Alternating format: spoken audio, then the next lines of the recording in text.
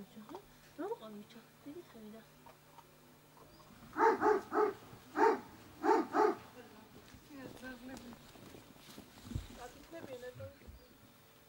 საეკლესიო ცხოვრება თვითონ სამიდან დავიწყე.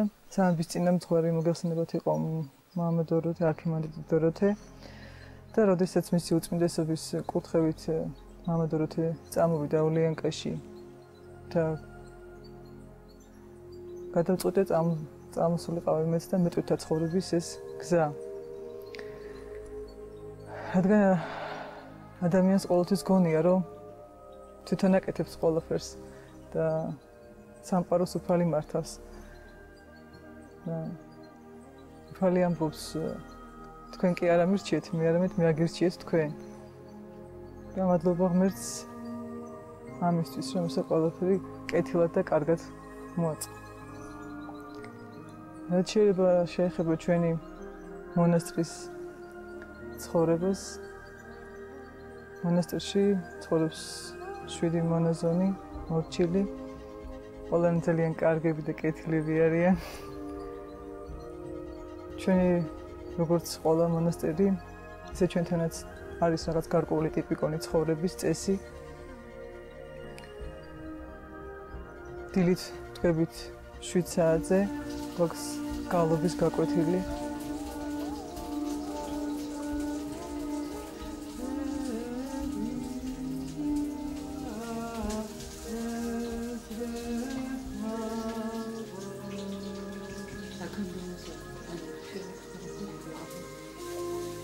ზე გვაქვს ტრაპეზი. ტრაპეზის შემდგომ ყველას აქვს თავისი მორჩილება. დაახლოებით 2 საათამდე შემდგომ ვისვენებთ და 4 საათისთვის არის ისევ ტრაპეზი.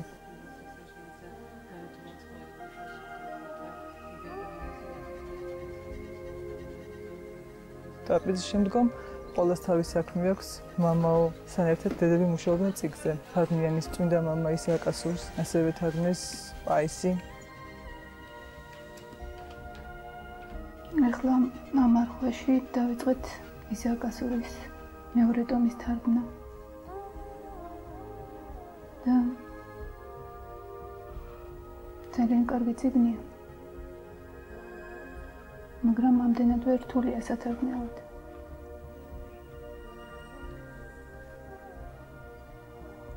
იქ არის ასეთი სწავლება. რომ არც ერთი ცოდნა არ შეეძრება სიწმინდეს. და რადგან სიწმინდე ადამიანს ანიჭებს ხედვას, განწმენს მის გულს და გონებას. და ადამიანი ხედავს იმას, რასაც ადრე ვერ ხედავდა, რაც მისთვის უხილავი იყო. და უახლოვდება ღმერთს. და სიწმინდე ხედვა თავისთავად შობს სიყვარულს. და ღმერთი კი თავად სიყვარულია. ზოგიერთი ქარგავს, ან ისევ გალობთ, ან კითხვით არის დაკავებული, შემდგომ საღამოს 7 საათზე არის წუხრი და დაახლოებით ესე 10 საათისთვის ვისვენებთ და ღამე 2 საათზე გვაქვს შუაღამიანი ცისკრით.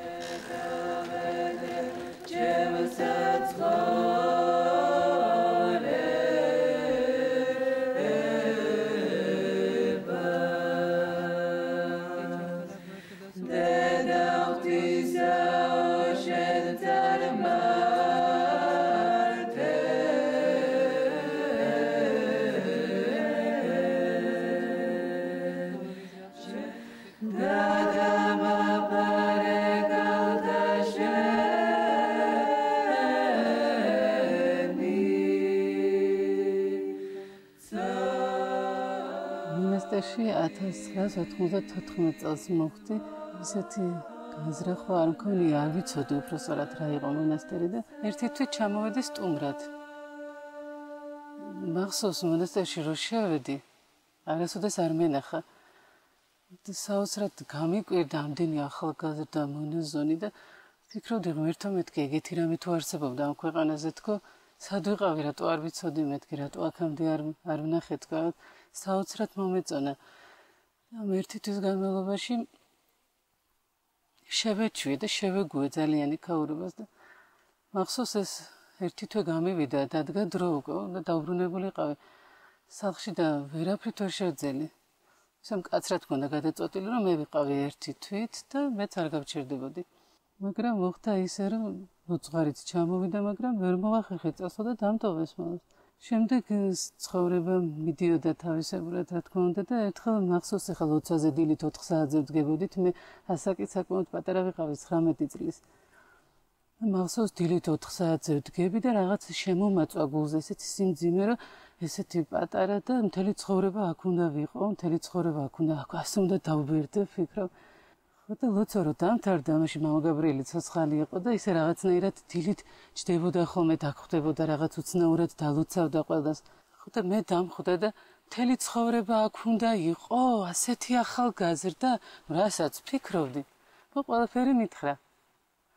ისე შემრწყვა, მეთქი წმინდა ნინო ცხოვრობდა, ღმერთმა იმის ნაკვალევზე მოგიყვანა და ვისამადლი შენ თავს. ისე შემრწყვა იმის შემდეგ, მსგავსი ფიქრი აღარასოდეს აღარ მოსულა.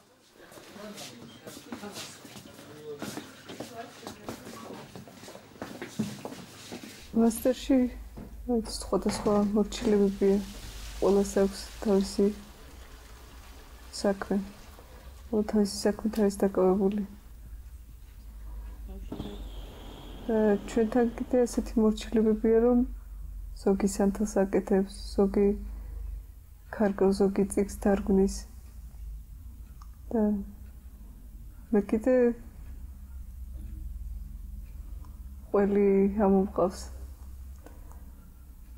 ზემოთ ჩვენთან და ვიკეთებ ჩვეულებრივ ყველს არაჟანს და სულ გუნით ძროხები 33 ტაბუდე ყავს და დღეში საღამოს მოდის ადრე როცა კარგად იყო ისე რო ვთქვათ სეზონი იყო ასეთი რაღაცა 200 ლიტრი რძე დღეში 30 კილო ყველი ამოყავდა. როცა ეს ყველს ვაკეთებთ აქაც ყიდით ხოლმე მაღაზიაში არის გვაქვს ასეთი რაღაცა ძალიან მოსწონთ ყველი მონასტერში ვინც მოდის თითქმის ყველა აღნიშნავს რომ მონასტერში დამზადებული კერძები ყველაფერი გემრიელია. ეს მარტო ჩვენს მონასტერში არა, ყველგან ასეა.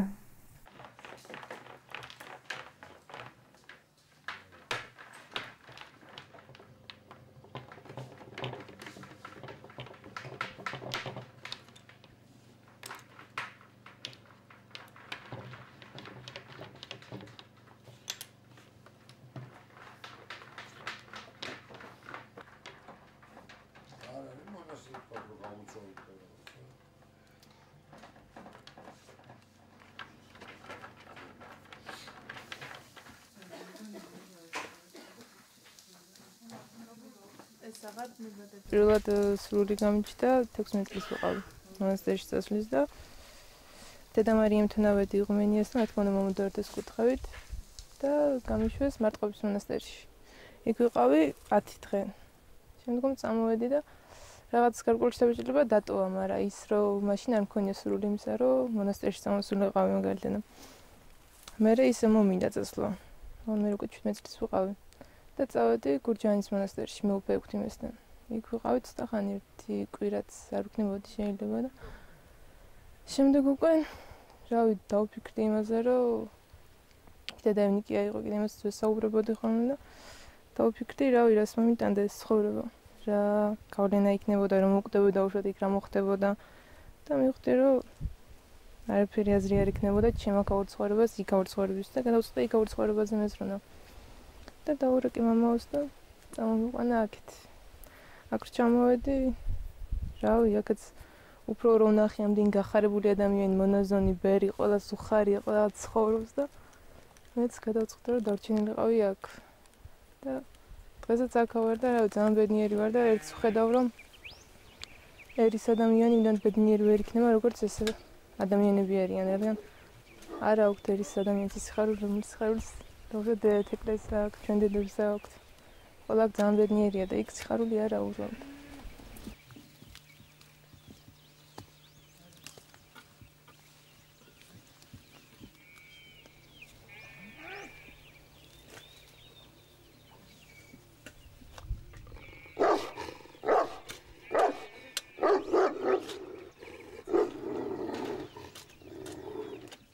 მონასტერში წამოსვლამდე ფაქტიურად არ ვიცოდი რა იყო მონასტერი და დიდი წარმოდგენა არ მქონია. იმიტომ რომ მე როგორც კი მივედი ეკლესიაში, მაშინვე მამა დოროთეს აღსარება ჩავაბარე და 1 წლის მერე უკვე პროსტად მაშინვე დავიწყეთ პაისის წიგნზე მუშაობა. ვერი პაისი ათონელის წიგნზე მე სკოლაში მუშაობდი. ფილოლოგი ვარ და წიგნებს ვასწორებდი. და აი მაშინ შემოვიდა მონასტრის გაგება საერთოდ რა იყო. და პირდაპირ სწავლების სახით შემოვიდა. თან მამაოს სიტყვას რო უსმენდი, ჭეშმარიტებას რო უსმენდი, უფრო იმას წამოვყევი. და აქ რო ჩამოვედი, მე რო გადავხედე, რო ვკითხულობ ახლა სხვა მონასტრის ცხოვრებებს, იმიტომ რომ სხვაგან არ მიცხოვრია და არც ვიცი. ხო, მე რო დავაკვირდი, ძირითადად მონასტერში ცხოვრება არის ჭეშმარიტი სიტყვის მოსმენა და მისი აღსრულება. და მე მისი განხორციელება რა ცხოვრებაში. ხდება მე ჩვეულებრივი ცხოვრებას გავს, არაფერი თითქოს განსაკუთრებული არ არის, მაგრამ ძირითადად სულში ხდება ყველაფერი. გარეგნულად არაფერი არ არის განსაკუთრებული. მაინც ეს სულის ნაწილია მონასტერში ცხოვრება.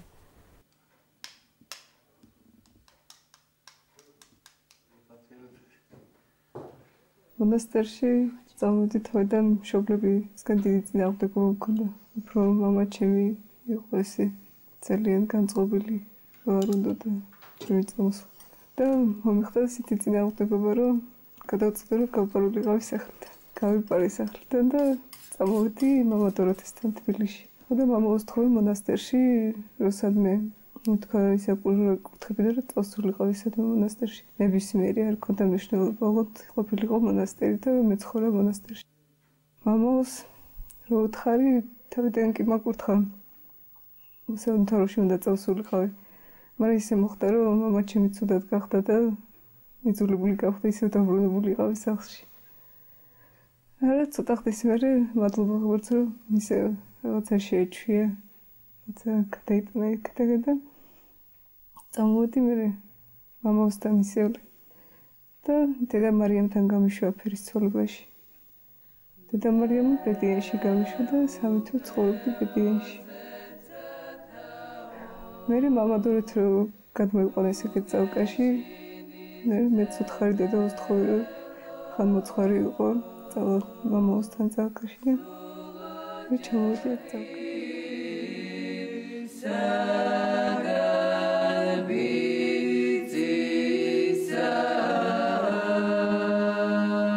ჩვენი მონასტერი პატრიარქის ლოცვა-კურთხევით გაიხსნა. ეს სოფელი ბერძნული სოფელი იყო, რომელიც თანდათანობით დაიცალა მოსახლეობისაგან.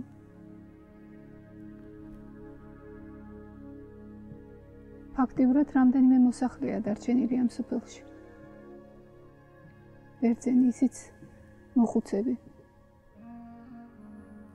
დანარჩენები რამდენადაც ვიცით საბერძნეთში გაემგზავრნენ. თვითონ ეს კუთხე ძირძველი ქართული კუთხეა და აქ მრავალი ტაძარია. ჩვენი წინაპრების მიერ აშენებული.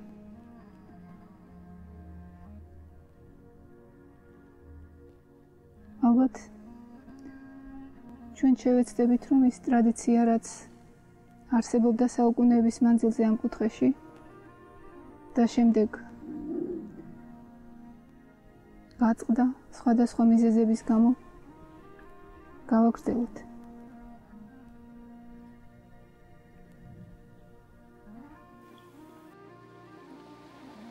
თავიდან როცა უწმინდეს მამა დოროთეს დაავალა, რომ აქ ბერები გამოიშვა, ფიქრობდა, რომ 3 ბერი აირჩია, ვინც წამოვიდოდა აქ და შეუდგებოდა ესეთ ძიმე პირობებში ცხოვრებას და მაშინ კლიმატის სიმძიმის გამო, თვითონ პირობების სიმძიმის გამო ყველას გაუჭირდა.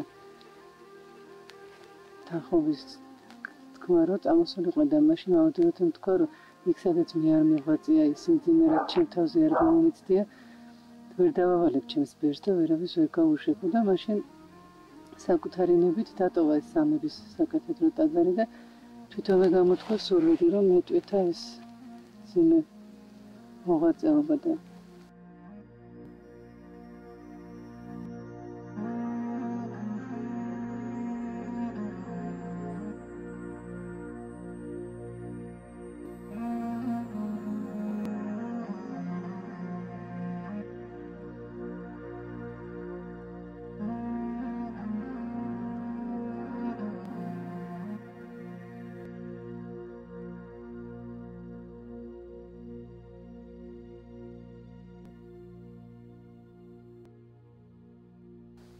ვიცი ხა მე მგონი ცნობილია ყოველთვის რომ ეს რეგიონი ძიმია იმდენად ამდენადაც აბსოლუტურად არაქართული მოსახლეობა. თვითონ წალკაშიც ალბათ 1-10 წლის წინ არავინ არ იყო ქართული თანამდებობის პირი. ანუ სტრუქტურაში სახელმწიფო მმართველობაში არიან სულ სომხები, ბერძნები და ფაქტიურად დაკარგული იყო ეს ტერიტორია და ალბათ უწმინდესის დიდი ძალისხმევით მოისურვა რომ აქ ყოფილიყო ეს გახსნილიყო მონასტრები და ერთგვარად ალბათ ამ ადგილის კუთხეაც არის ამდენი ბერის და მონაზონის ჩამოსვლა. საოცარი ეს მიწა თვითონ ისეა, ისეთი შავია, თითქოს აი წინაპრების სისხლით არის გაყოფილი. სენაკი ჩემის აზრით უნდა იყოს ისეთი, რომ არ გაწუხებდეს, არ იფანტებოდეს ყურადღება. აი წმინდა მამებში მახსოვს, თქვათ, ერთს ჰქონდა ესეთი სენაკი, რომ იატაკზე ფარდაგივით იყო დაფენილიო თმებიო. ანუ, როდესაც ანი ვარცხნიდა, ცვიოდა თმები, იქაურობას არ ალაგებდა, არ წმენდა. და ეს თმები ეწებებოდა მიწას. და გარკვეულ ზორს ქმნიდა მერე თურმე. მონაზონი არ უნდა აქცევდეს ყურადღებას შიგნით, თქვათ, რამდენი ხატი დაკიდოს, რაღაც მორთოს, სხვადასხვა ფერებით ან ფარდაგებით. იმიტომ რომ ეს ყველაფერი გიფანტავს გონებას. და სენაკში განსაკუთრებული არის ალბათ ის, რომ უნდა შეგეძლოს ურთიერთობა ღვთისმშობელთან. არ არის აუცილებელი სენაკიდან სენაკში, თქვათ, მიმოსვლა დედებშიც. იქ დაჯდე, ლაპარაკო, თუნდაც სულიერ საკითხებზე. იმიტომ რომ შენი და ძმა, თქვათ, გიყვარს, დას ვეძახი სულიერ დას. გიყვარს და პატივცემ და შეიძლება შენზე აღმატებულიც კი არა, აღმატებულია, რადგან მათგან ეს დიალოგები მეოხებას, მათი ლოცვის იმედი გაქვს. მაგრამ როდესაც მათთან შედიხარ ამ ლაპარაკის დროს სულიერ საკითხებზეც რომ ლაპარაკობდე, იფანტები.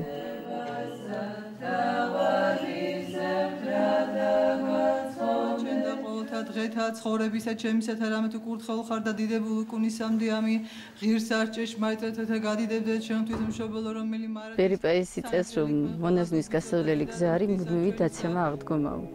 ესე იგი სულ ერთფეროვანი და სწორხაზოვანი არ არის, რო გონია რომ აი გაშლილი ვრთებით ივლი.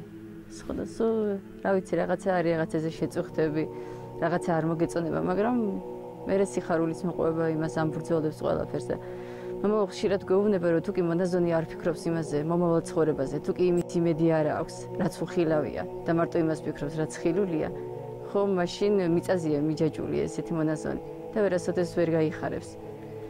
ხო და როცა მომავალზე ფიქრობ და იმის რწმენა გაქვს, რომ ღმერთი გიყურებს, ღმერთი რაღაცას მოგცემს, ღმერთთან იქნები, უფრო სწორად მოცემა კიდე უფრო ცოტა არის, მაგრამ როცა ღმერთთან იქნები ამაზე ფიქრობ, მე ყველაფერი ადვილია.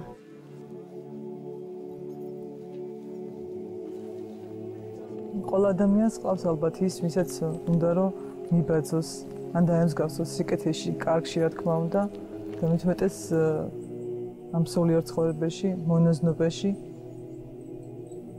მე პირადად ყავს მოძღვარი, ვინც მასწავლის და ვისაც მინდა რომ მათ თქვათ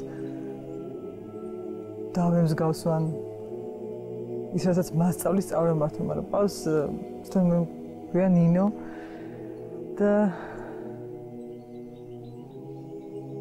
წმინდა ნინო როგორც მოგეხსენებათ დედა, რომელიც არის საქართველოს განმანათლებელი და მას აქვს ესეთი თვისებები, რომელიც ყოველთვის მომწონდა და ეხლა ყოველთვის მინდა რომ თქვათ მას მივემსგავსო იმაში, რომ ის არის მტკიცე, რომ მას აქვს სიყვარული ქონდა გამბედაობა, ძლიერი სული, რაც მონაზვნობაში აუცილებელია.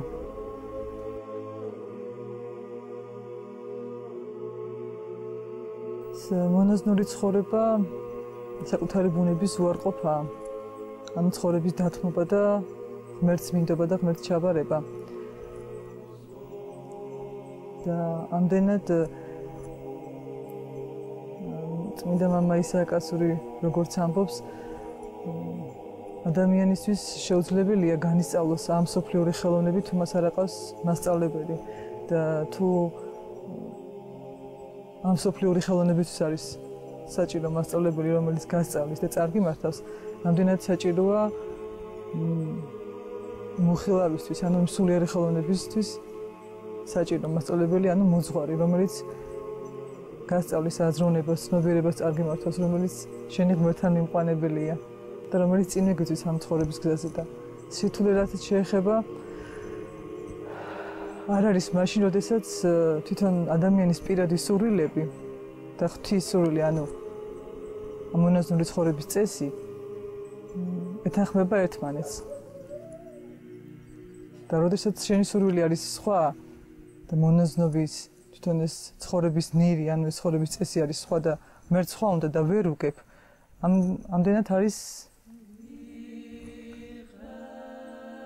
გაუგებრობა ასე ვთქვათ ან შეუთანხმებლობა ერთობა არ არის და შეიძლება ამდენად იყოს სირთულე როდესაც იციო ღმერთს რა უნდა ანუ გებულობ და შენი მიზანი ანუ შენი ცხოვრების წესი და ღვთის სურვილი ერთმანეთს ეთანხმება სირთულე არაფერი არ არის პირიქით და მადლობა ღმერთს ყველაფრისთვის